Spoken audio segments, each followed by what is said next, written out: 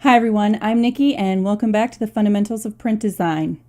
We're going to dive right into some real-life samples of print right from my portfolio to give you guys an idea of all the many options out there.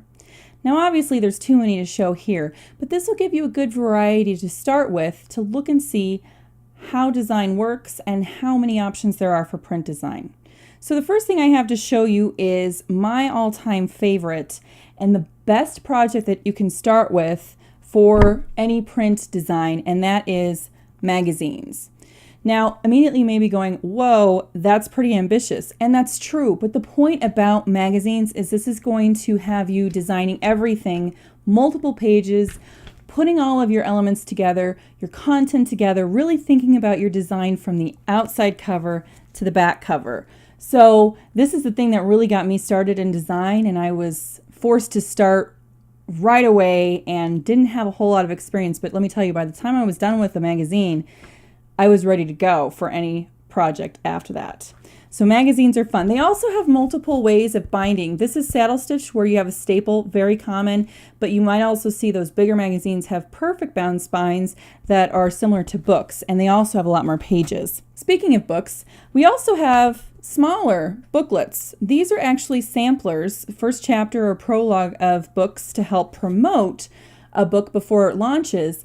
And these are fun because they look just like the book will, but they have just a little bit less content on the inside just to promote the book. And again, same kind of binding as the magazine you saw, but just smaller. So it offers a lot of options in terms of displaying your content.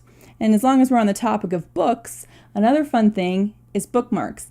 Now these are a little bit smaller in terms of what you're going to be using for print. So you have to think about things like font size and image size. Can you still read what's on this bookmark without a magnifying glass? That's really important. And sometimes it's really hard on small items such as this. The other thing to look at here is that both sides are used. I cannot handle seeing a document without anything on the back. It just bugs me as a marketing person. It seems like valuable space. So if it works, it's a good idea to use both sides to further your message.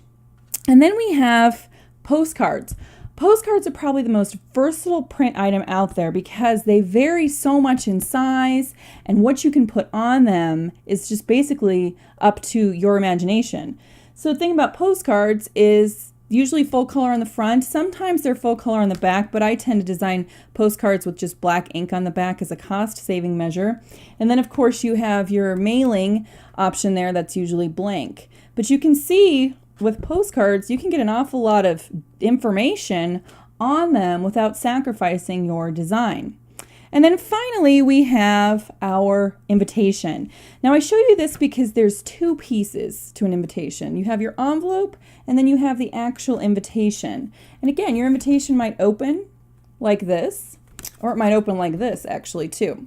So there's variety in your invite, and again, there is not a blank back page here. It's all covered, and this one is actually really holiday themed, but you can do a lot in a little bit of space and make it colorful. So you can see that regardless of the print project, I have a common design style throughout all of my pieces, but each piece kind of stands on its own, but I'm applying the same techniques and items and guidelines to my print projects regardless of how big, small, or different they are.